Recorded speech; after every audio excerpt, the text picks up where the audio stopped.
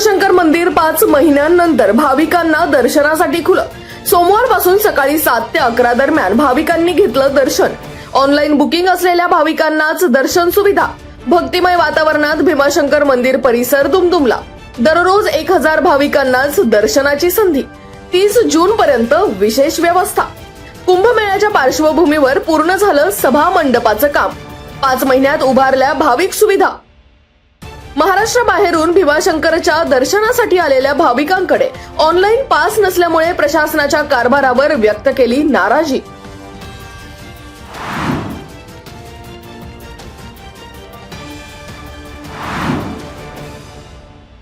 एकीकडे मुख्यमंत्री देवेंद्र फडणवीस यांच्याकडून आमदार बाबाजी काळे यांना प्रपोजल दिल्याची राजकीय चर्चा असताना दुसरीकडे माजी मंत्री दिलीप वळसे यांनी डिंभे, फुलवडे, बोरघर, अडिवरे ते तिरपाट आहुपे रस्त्याच्या सिंहस्थ कुंभमेळा 2027च्या आराखड्यात समावेश करण्याचा नवा प्रस्ताव मुख्यमंत्र्यांकडे केला सादर।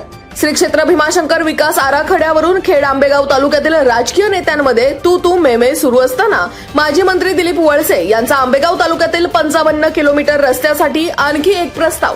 खेड तालुक्यातील कामांबाबत नुसत्याच चर्चा, ठोस कार्यवाहीच्या नावाने बोंब। खेड तालुक्यातील नागरिकांमध्ये राजकीय नेते मंडळींच्या भूमिकेबाबत नाराजीचा सूर।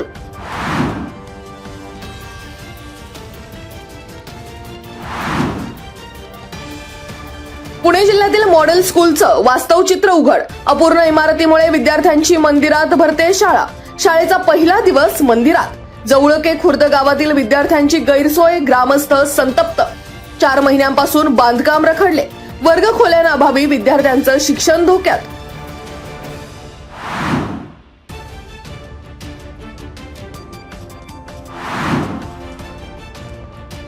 खेड आळंदी विधानसभा मतदारसंघात लोकप्रतिनिधींची स्मार्ट शाळा।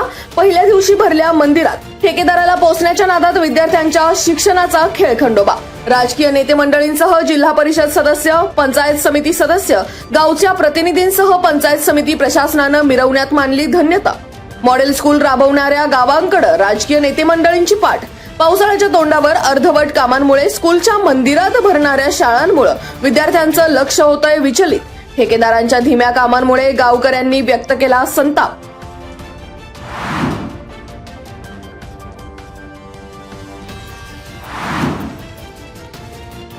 पुणे नाशिक सेमी हायस्पीड रेल्वेचा मूळ मार्ग कायम ठेवण्यासाठी श्री क्षेत्र भीमाशंकर विकास कामांच्या पाहणी दौऱ्यादरम्यान मुख्यमंत्री देवेंद्र फडणवीस आणि उपमुख्यमंत्री सुनेत्रा पवार यांच्याकडे माजी मंत्री दिलीप वळसे यांचा पाठपुरावा। चाकण, खेड, आंबेगाव, जुन्नर, संगमनेर मार्ग बदलू नका। जीएमआरटी सह अन्य तांत्रिक उपाय शक्य असल्याचा दिलीप वळसे यांनी केला दावा।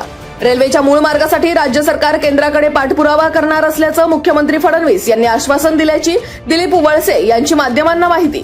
खेड, आंबेगाव, जुन्नरसह संगमनेर परिसराच्या विकासासाठी महत्त्वपूर्ण ठरणाऱ्या या प्रकल्पाचा मूळ मार्ग कायम राहण्यासाठी माजी मंत्री वळसे आग्रही।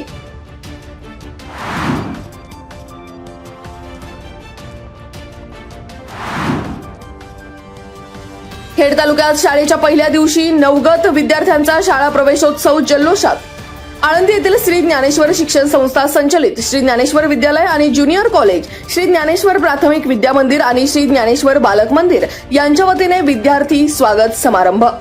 चाकण येथील स्वर्गीय गुलाबराव गोरे शिक्षण संस्थेच्या ज्ञानवर्धिनी विद्यालय, भामा इंग्लिश मीडियम स्कूल, स्वर्गीय आमदार सुरेश भाऊ गोरे माध्यमिक विद्यालय आणि ज्युनियर कॉलेज, राजगुरुनगर येथील महात्मा गांधी विद्यालय, रेटवडी येथील सतारका वस्ती येथील जिल्हा परिषद शाळांसह अन्य शाळांमध्ये शैक्षणिक वर्ष 2026-27च्या विद्यार्थ्यांचं केलं स्वागत। विद्यार्थ्यांना गुलाब पुष्प, शैक्षणिक साहित्य, पुस्तकं देऊन आणि मुलांना औक्षण करून करण्यात आलं स्वागत।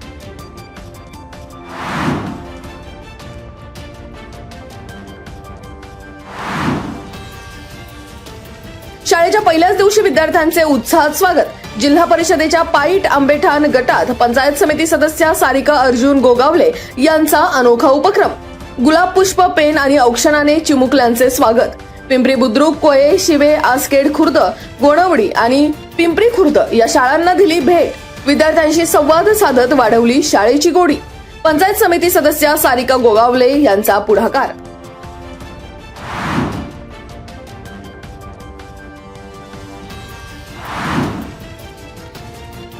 ज्येष्ठ समाजसेवक अण्णा हजारे यांच्या 89व्या वाढदिवसानिमित्ताने आळंदी विविध संघटनांच्या वतीने समाजोपयोगी उपक्रम, संत ज्ञानेश्वर महाराजांच्या समाधीवर अभिषेक, सिद्धपेठ येथे वृक्षारोपण आणि मान्यवरांचा सन्मान सोहळा संपन्न. भ्रष्टाचार विरोधी जन आंदोलन समितीच्या वतीने सामाजिक कार्यकर्ते आणि संस्थांचा गौरव.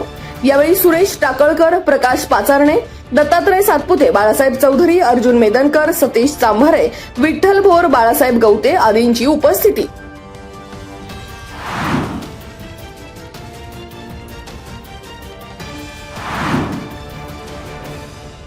अवैधरित्या अफूच्या विक्रीसाठी वाहतूक करणाऱ्या दोघांना पिंपरी चिंचवड गुन्हे शाखा अंमली पदार्थ विरोधी पथकाकडून बेड्या.